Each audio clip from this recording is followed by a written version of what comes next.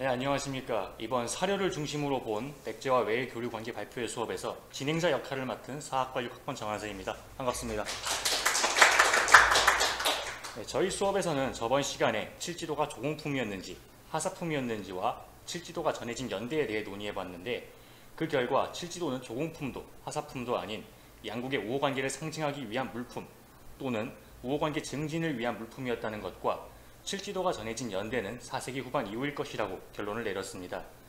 그리고 이 논의 결과로부터 새로운 논제가 도출되었는데, 그것은 백제와 외의 외교와 교류가 우열관계 하에서 이루어졌는지에 대한 것입니다.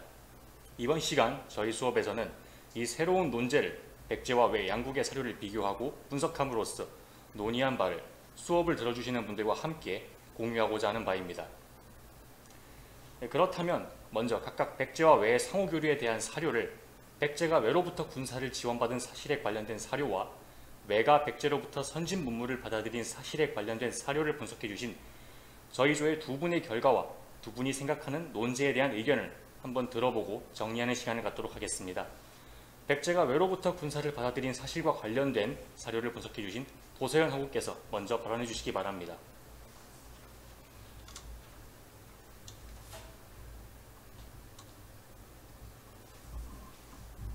저는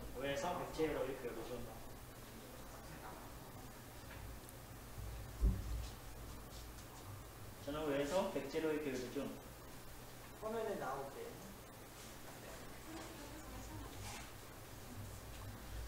사료를 통해 백제 왕세자 파견과 외의 백제 군사 지원 사례를 알아보았습니다. 우선 위의 사료는 백제와 외가 신공기 46년 3월 조에 처음 통계하는 과정을 묘사한 것인데요. 외와의 통계를 원하는 근초공왕이 비단, 무기, 철장, 각종 보물 등을 보여주며 외국과 통상할 뜻을 나타내고 있는 내용입니다. 여기 보시면 가야 패망전 일본서기 내에 한반도 군사 파견 중 신공 49년 춘 3월에 백제 장수와 함께 가야를 공격한 사례가 있습니다. 이는 앞에 근초공왕의 통교가 잘 이루어졌다는 것을 의미합니다.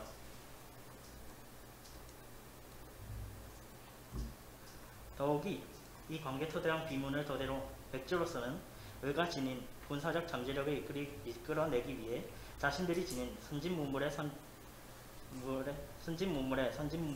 효율성을 부단히 강조하고, 외로서는 백제의 선진 문물을 대량 흡수하기 위해 자신들의 군사력과 노동력을 과시하는 상황이었음을 알 수 있었습니다. 다음으로 삼국사기의 양국관계를 알아보겠습니다. 사실 삼국사기의 기록은 얼마 기록되지 않는데, 이마저도 군사기록은 아신왕이 덤보라는 것입니다. 일본 서기의 백제 왕족 파견 기록을 보면 많은 기록이 있지만, 대표적으로는 광개토대왕 당시 신라를 공격하였던 아신왕의 왕자인 전지, 선왕의 관계를 이어나가려고 했던 예로왕의 왕자인 본지, 백강 전투에서의 외 군사 파견 요청을 하게 했던 의자왕의 왕자인 풍이 있습니다. 백제 왕족 파견은 이로써 백제 왕족의 파견은 군사적 파견을 이끄는 요인이 되었다고 할 수 있겠습니다. 또한 그 다음 기록을 보면 왕족 파견은 군사 요청을 하러 함과 동시에 일본의 여러 백제의 문화를 함께 이끌고 갔다는 것을 알 수 있겠습니다. 또한 마지막으로 한명 15년 하 9월의 기록을 보면, 이 기록은 관상청 전투 때의 기록으로 추정되는데요. 이 기록은 근초공왕 때부터 시작되었던 교류, 즉 외의 군사 파견은 이때까지도 원활하게 행해졌다는 것을 알 수 있습니다. 이상입니다.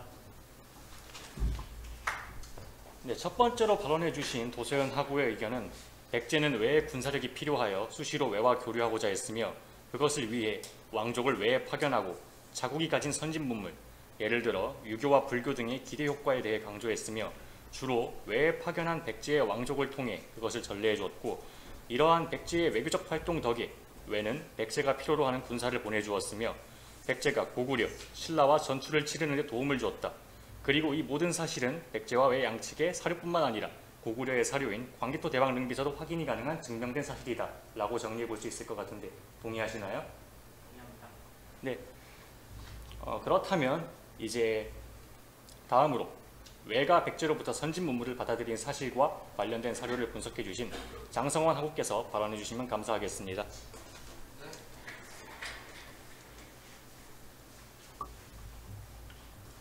앞서서 일본이 백제 군사를 파견했었는데 백제는 일본과의 우호 관계를 위해서 백제에서는 군사를 받아들이고 그 다음에 외로 문화적 문물들을 전해주었는데요. 그 대표적인 일본 문화유산으로 대부분 아스카 시대에 속하고 있는 것들이 백제와 관련되어 있는 게 적지 않게 많습니다. 그중 아스카데라 아토 창건공사에 백제 상인들이 직접 관여한 사실이 문헌과 발굴 조사를 통해서 밝혀지고 있어 특히 주목되고 있습니다. 이 부분에 대해서 일본 서기를 토대로 해서 한번 알아보고자 합니다.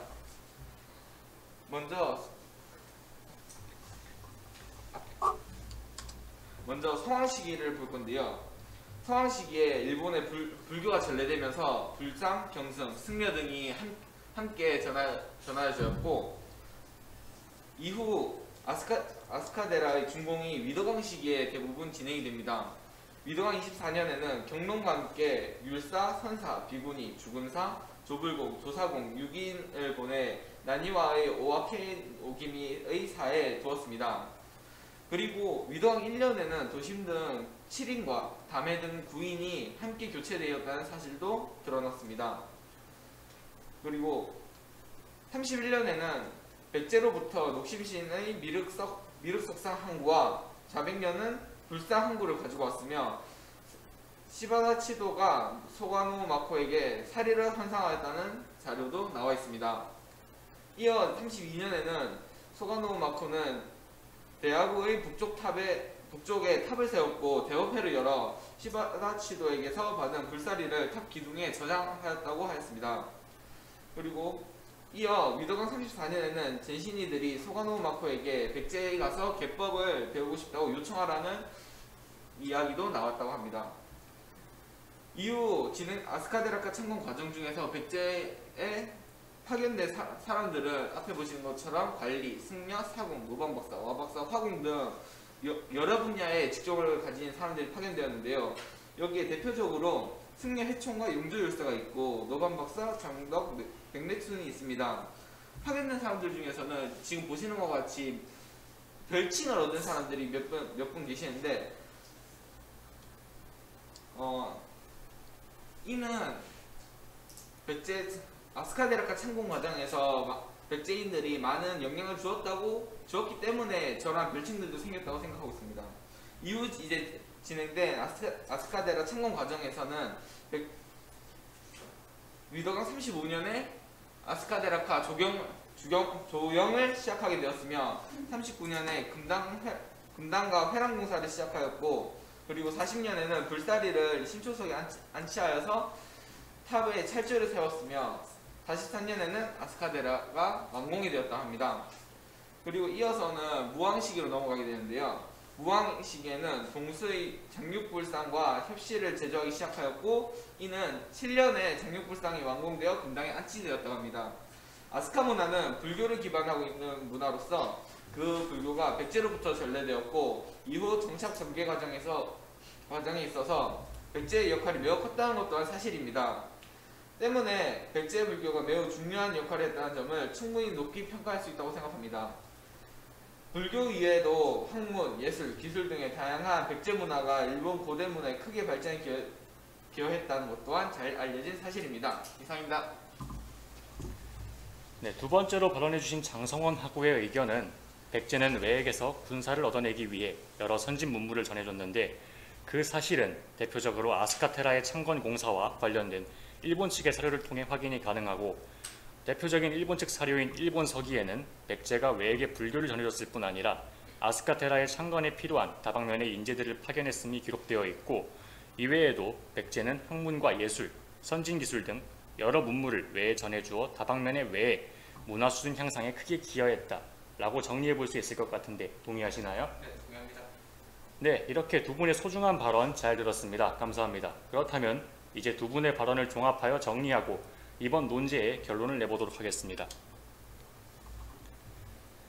네, 각자의 분석에 대해 발언해 주신 두 분의 입장을 취합하여 정리해 보면 백제와 외는 각자 서로가 가진 것을 필요로 했음에 따라 교류를 진행했고, 각자가 서로에게서 받아들인 군사와 선진 문물은 서로의 필요에 따라 교환한 동등한 가치를 지닌 일종의 상품이라고 생각할 수 있으며, 서로가 필요로 하는 상품을 교류했을 뿐인 백제와 외의 관계에서 우열 관계를 찾아볼 수는 없고, 양자가 동등한 입장에서 교류를 진행했다고 정리해 볼 수 있을 것 같습니다.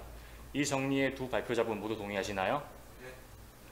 네, 그렇다면 앞서 말씀드린 결론과 함께 이번 회차에 사료를 중심으로 본 백제와 외의 교류관계 발표의 수업은 모두 마치도록 하겠습니다. 귀중한 시간 내어주신 참여자분들께 모두 진심으로 감사드리며, 다음에 또 지금과 같이 가치 있는 시간을 함께 보낼 수 있기를 기원합니다. 다시 한번 진심으로 감사드립니다. 네, 이제 오늘 수업에 함께 해주신 분들의 질문을 받고 저희가 대답을 해드리는 질의응답 시간을 가져보도록 하겠습니다. 질문 있으신 분은 자유롭게 질문해 주시면 감사하겠습니다.